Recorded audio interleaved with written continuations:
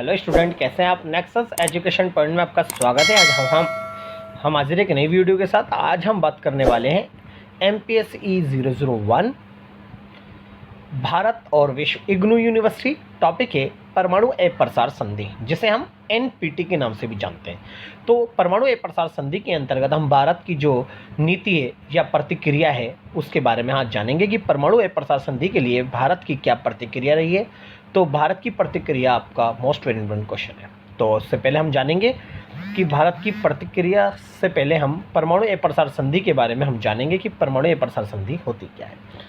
तो परमाणु अप्रसार संधि यानी NPT के द्वारा परमाणु शक्ति संपन्न देशों को हथियार रखने की अनुमति मिलती है। ये संधि अन्य देशों को हथियार हासिल करने से रोकती है। इस संधि में कहा गया है कि देश जो 1967 से पहले यानी 1967 से पहले परमाणु हथियार हासिल कर चुके हैं, उन देशों को ही परमाणु संपन्न देश माना जाएगा और इन देशों पर कोई रोक नहीं लगाई जाएगी। यह देश अमेरिका, ब्रिटेन, फ्रांस, रूस, चीन देश थे, यानी जिनके पास ये परमाणु अप्रसार संधि के नियमों के अनुसार परमाणु बम थे। और यही 5 देश 1967 से पहले परमाणु बम बना चुके थे।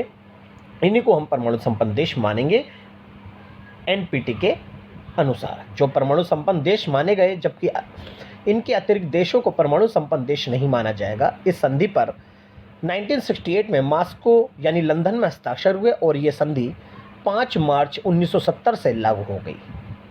ये संधि 25 वर्षों की तक के लिए मान्य थी, परंतु 1995 में इस संधि को पुनर्लागू करके अनिश्चित काल के लिए लागू कर दिया गया। इसके साथ साथ ये कहा गया कि परमाणु संपन्न देशों के अतिरिक्त अन्य देश भी असैनिक कार्यों के लिए परमाणु बम का इस्तेमाल कर सकते हैं। यानी NPT में 1995 में कह दिया गया कि आप अगर परमाणु बम बना रहे हो या परमाणु एक्सपेरिमेंट कर रहे हो तो परमाणु जो क्षेत्र है उसके आधार पर केवल अपने देश के विकास के लिए ही आप इसको इस्तेमाल कर सकते हो। अन्यथा सैनिक कार्यों के लिए आप परमाणु क्षेत्र में यानी परमाणु बम का आप इस्तेमाल नहीं कर सकते। तो ये थी परमाणु संधि, लेकिन भारत ने इसे स्वीकार नहीं करा। चलिए अब बात करते हैं परमाणु अप्रसार संधि में भारत का क्या रुख था। पहला पॉइंट है परमाणु निशस्त्रीकरण की दिशा में परमाणु अप्रसार संधि को एक महत्वपूर्ण दस्तावेज माना जाता है। ये 18 मई 1974 को तब सामने आया जब भारत ने शांतिपूर्ण उद्देश्यों के लिए अपना पहला भूमिगत परमाणु परीक्षण करा। तो ये जो भारत ने पहला परमाणु परीक्षण जो करा था वो 18 मई 1974 को करा था, लेकिन ये परीक्षण असफल हो गया था। नेक्स्ट है, भारत का मानना है कि 1 जुलाई 1968 को हस्तांतरित तथा 5 मार्च 1970 से लागू परमाणु अप्रसार संधि भेदभावपूर्ण है। साथ ही ये असमानता पर आधारित है, एक पक्षीय व अपूर्ण है। तो भारत ये कहता है कि जो NPT है ये भेदभावपूर्ण नीति है, क्योंकि ये 5 देशों को परमाणु बम रखने की अनुमति देती है, बाकी अन्य जो देश हैं वो परमाणु बम नहीं रख सकते। तो इस तरह से ये भेदभावपूर्ण है और ये असमानता पर आधारित है, क्योंकि ये नीति जो है वो पूंजीपति यानी पश्चिमी देशों को यानी 5 देशों को परमाणु बम रखने की अनुमति देती है। इसलिए भारत का मानना है कि परमाणु आयुधों के प्रसार को रोकने यानी आने वाले युद्धों को रोकने के लिए पूर्ण निशस्त्रीकरण के उद्देश्य की पूर्ति के लिए क्षेत्रीय नहीं बल्कि अंतर्राष्ट्रीय स्तर पर प्रयास किए जाने चाहिए।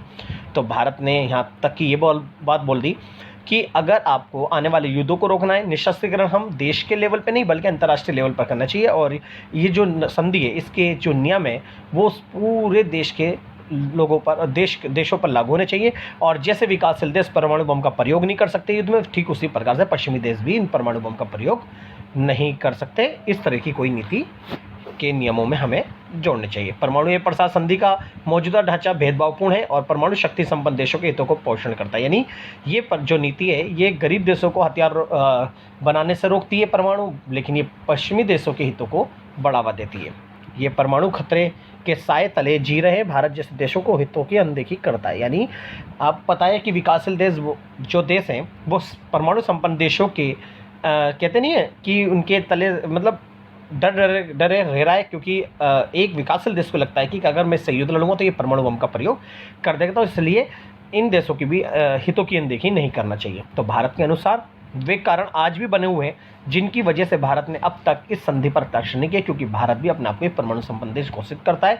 और भारत ने जो 1998 परमाणु परीक्षण करके भारत ने विश्व लेवल पर अपने आप को परमाणु संपन्न देश घोषित कर दिया। और भारत भी आज परमाणु बम का प्रयोग यानी परमाणु जो एक्सपेरिमेंट है, शोध है, उसका केवल हम विकास कार्यों में करते हैं। भारत ने साफ साफ कह दिया अपनी परमाणु नीति से कि भारत सबसे पहले परमाणु बम का प्रहार नहीं करेगा। अगर सामने वाला देश अगर हमें धमकी देता है या वो छोड़ता है तो हम परमाणु बम का प्रयोग जब ही करेंगे, उससे पहले हम किसी अपनी पहल से कभी परमाणु बम का प्रयोग नहीं करेंगे।